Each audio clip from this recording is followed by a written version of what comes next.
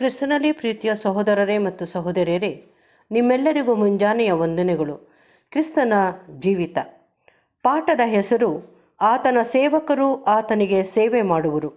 Reference ಪುಟ 5370, ಪುಟದ ಸಂಖ್ಯೆ 216. ಕಲೆಯಲ್ಲಿರುವ ಪಾಠ. ಬೇರೊಬ್ಬನು ಯೇಸುವಿನ ಬಳಿಗೆ ಬಂದು ಹೇಳಿದ್ದು, ನಿನ್ನನ್ನು ಹಿಂಬಾಲಿಸುತ್ತೇನೆ, ಆದರೆ ಮೊದಲು ಮನೆಯವರಿಗೆ ಹೇಳಿ ಬರುವುದಕ್ಕೆ ಅಪ್ಪಣೆಯಾಗಬೇಕು.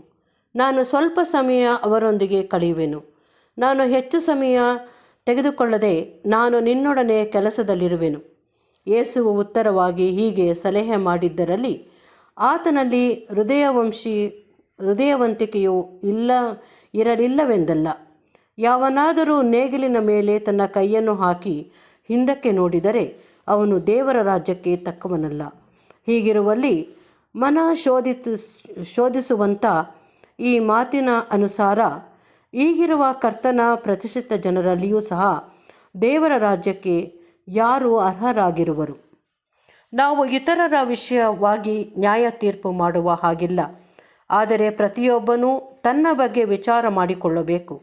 ಮತ್ತು ಹೀಗಿದ್ದರೂ ಒಂದು ರೀತಿಯಲ್ಲಿ ಸಾಮಾನ್ಯವಾಗಿ ಹೇಳುವುದಾದರೆ, ನಮ್ಮಲ್ಲಿ ಅನೇಕರು ತಮ್ಮ ಹಿಂದಿನ ಸಂಗತಿಗಳನ್ನು ತಿರುಗಿ ನೋಡಿದವರಾಗಿ ಜೀವನದ ಸಾಮಾಜಿಕ ಸೌಕರ್ಯಗಳಿಗಾಗಿ ವಿಶೇಷವಾದ ಏರ್ಪಾಡುಗಳನ್ನು ಮಾಡುವುದು ಮಾತ್ರವಲ್ಲದೆ ಇನ್ನೂ ಅಧಿಕವಾಗಿ ಲೋಕದ ಹಲವಾರು ಭೋಗ ವಸ್ತುಗಳು, ಉಲ್ಲಾಸಗಳು ಮತ್ತು ನಿರರ್ಥಕವಾದ ವಿಷಯಗಳಿಗೆ ಆತರ ಪಡುವ ಉದ್ದಟತನ ತೋರುತ್ತಿರುವವಲ್ಲವೇ? ಈ ಪ್ರಶ್ನೆಯು ಒಂದು ಆತ್ಮ ಪರೀಕ್ಷಾರ್ಥಕವಾದದ್ದು. ನಮ್ಮಲ್ಲಿ ಎಷ್ಟು ಮಂದಿಯನ್ನು ದೇವರ ರಾಜ್ಯಕ್ಕೆ ಯೋಗ್ಯರೆಂದು, ಅಂದರೆ ಮೆಸ್ಸಿಯನ ಮಹಿಮೆಯುಳ್ಳ ಸಾಮ್ರಾಜ್ಯದಲ್ಲಿ ಆತನೊಡನೆ ಒಂದು ಸ್ಥಾನ ಪಡೆಯಲು ಯೋಗ್ಯರೆಂದು ಕರ್ತನು ಪರಿಗಣಿಸುವನು? ಆ ರಾಜ್ಯವು ಸಮೀಪಿಸಿದ್ದು, ಅದು ಬಾಗಿಲಿನ ಹತ್ತಿರವಿದೆ ಎಂದು ನಾವು ವಿಶ್ವಾಸಿಸಿರುವೆವು. ಇಲ್ಲಿ ಒಂದು ಸಿದ್ಧಾಂತವು ಅಡಕವಾಗಿರುವುದೆಂದು ತೋರುವುದು. ಯಾರು ದೇವರ ರಾಜ್ಯದ ವಿಷಯದಲ್ಲಿ ಆಸಕ್ತರಾಗಿ ಅದರಲ್ಲಿ ತನ್ನೀಳರಾಗದೆ, ಇತರರಿಗೆ ಅದರಿಂದಾಗುವ ಆಶೀರ್ವಾದವನ್ನು ಬಯಸದೆ ಮತ್ತು ಅವರಿಗೆ ಆಶೀರ್ವಾದವನ್ನು ದಯಪಾಲಿಸುವ ಕಾರ್ಯದಲ್ಲಿ ತಾವು ಪಾಲುಗಾರರಾಗುವುದನ್ನು ಬಯಸದೇ ಇರುವರೋ, ಅವರು ಪುನರುತ್ಥಾನದಲ್ಲಿ ಮಾರ್ಪಾಟು ಹೊಂದಿ ಮಾನವ ಕುಲದವರಿಗೆ ದೇವರು ರೂಪಿಸಿರುವ ಕೆಲಸವನ್ನು ನಿರ್ವಹಿಸಲು ಅರ್ಹರಾಗುವ ಸಂಭವವಿರಲಾರದು. ಮಾರ್ಥ ಮತ್ತು ಮರಿಯಳ ವೃತ್ತಾಂತವು ಪಾಠದಲ್ಲಿ ಪೂರ್ಣಗೊಳಿಸುತ್ತದೆ. ಇಬ್ಬರೂ ರಕ್ಷಕನನ್ನು ಪ್ರೀತಿಸುತ್ತಿದ್ದರು, ಆದರೆ ತಮ್ಮ ಪ್ರೀತಿಯನ್ನು ಬೇರೆ ಬೇರೆ ವಿಧದಲ್ಲಿ ತೋರಿಸಿದ್ದರು. ಯೇಸುವು ಮಾರ್ಥಳ ಹಾಗೂ ತನ್ನ ಸೌಕರ್ಯಕ್ಕಾಗಿ ಆಕೆಯು ಅಡಿಗೆಯ ವಿಷಯವಾಗಿ ಮಾಡುತ್ತಿದ್ದ ಗಡಿಬಿಡಿಯನ್ನು ಒಪ್ಪಿಕೊಂಡಿರಲಿಲ್ಲ. ಆದರೆ ಅದ್ಭುತವಾದ ಸಜೀವ ವಾಕ್ಯಗಳನ್ನು ಕೇಳಲು ಆತನ ಪಾದಗಳ ಬಳಿಯಲ್ಲಿ ಎಳೆಯಲ್ಪಟ್ಟಿದ್ದ ಮರಿಯಳ ಮನೋಭಾವವನ್ನು ವಿಶೇಷವಾಗಿ ಮೆಚ್ಚಿಕೊಂಡಿದ್ದನು. ಆಕೆಯು ಆದುಕೊಂಡದ್ದು ಉತ್ತಮವಾದ ಭಾಗವೆಂದು ಯೇಸುವು ಹೇಳಿದ್ದನು.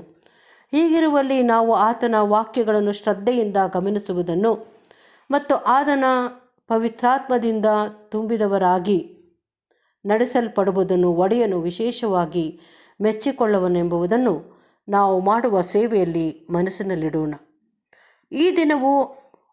ಈ ದಿನದ ಅಧ್ಯಯನವು ನಮ್ಮ ಕರ್ತನ ಸೇವಾ ಅವಧಿಯಲ್ಲಿ ಬೇರೆ ಬೇರೆ ಸಮಯಗಳಲ್ಲಿ ಸಲ್ಲಿಸಲಾದ ವಿಶೇಷ ಸೇವೆಗಳನ್ನು ಪ್ರತಿಬಿಂಬಿಸುವುದು. ಮೆಚ್ಚುಗೆಯಾಗುವ ಸೇವೆ, ಮೆಚ್ಚುಗೆಯಾಗುವ ಸ್ತುತಿಯು ಕರ್ತನಿಗಿರುವ ತಮ್ಮ ಪ್ರೀತಿಯ ಫಲವಾಗಿ ಬರಬೇಕು. ಯಾರು ಹೆಚ್ಚಾಗಿ ಪ್ರೀತಿಸುವರೋ ಅವರು ಹೆಚ್ಚಾಗಿ ಸೇವೆ ಮಾಡುವರು. ಸಂಬಳದಿಂದ ಈ ವಿಧವಾದ ಸೇವೆಯನ್ನು ಕೊಂಡುಕೊಳ್ಳಲಾಗದು, ಅಲ್ಲದೆ ಹಿಂಸೆಯು ಇದನ್ನು ಅಡ್ಡಿಪಡಿಸಲಾಗದು. ಕರ್ತನಿಗೆ ವೈಯಕ್ತಿಕವಾಗಿ ಸೇವೆ ಮಾಡುವ ಸೌಭಾಗ್ಯವು ಯಾರಿಗೆ ದೊರೆತಿರುವುದೋ ಅದು ಖಂಡಿತವಾಗಿಯೂ ಉತ್ಕೃಷ್ಟವಾದ ಸೌಭಾಗ್ಯ. ಕರ್ತನು ತನ್ನ ಸಹೋದರರೆಂದು ಪರಿಗಣಿಸಿರುವವರಿಗೆ ಯಾರು ಸೇವೆ ಮಾಡುವರೋ ಅವರು ನಿಜವಾಗಿಯೂ ಆತನಿಗೆ ಸೇವೆ ಮಾಡುವವರಾಗುವರು ಎಂದು ಈ ಪಾಠದಲ್ಲಿ ನಿರೂಪಿಸಲಾಗಿರುವ ಸಾಮಾನ್ಯವಾದ ನಿಯಮದ ಬಗ್ಗೆ ನಾವು ಖಚಿತಪಡಿಸಿಕೊಳ್ಳಬಹುದು. ಆತನು ಅದನ್ನು ತನಗಾಗಿ ಮಾಡಿದ ಸೇವೆಯೆಂದು ಅಂಗೀಕರಿಸುವನು. ಇದು ಎಷ್ಟೋ ಅತ್ಯಮೂಲ್ಯವಾದ ಆಲೋಚನೆ. ಇದು ಎಷ್ಟೋ ಬೆಲೆಯುಳ್ಳದು. ಯಾರು ಕರ್ತನ ಮಾತನ್ನು ನಿಜವಾಗಿಯೂ ನಂಬಿರುವರೋ ಅವರೆಲ್ಲರೂ ತಮ್ಮ ಸಹೋದರರಿಗೆ ಸೇವೆ ಮಾಡಲು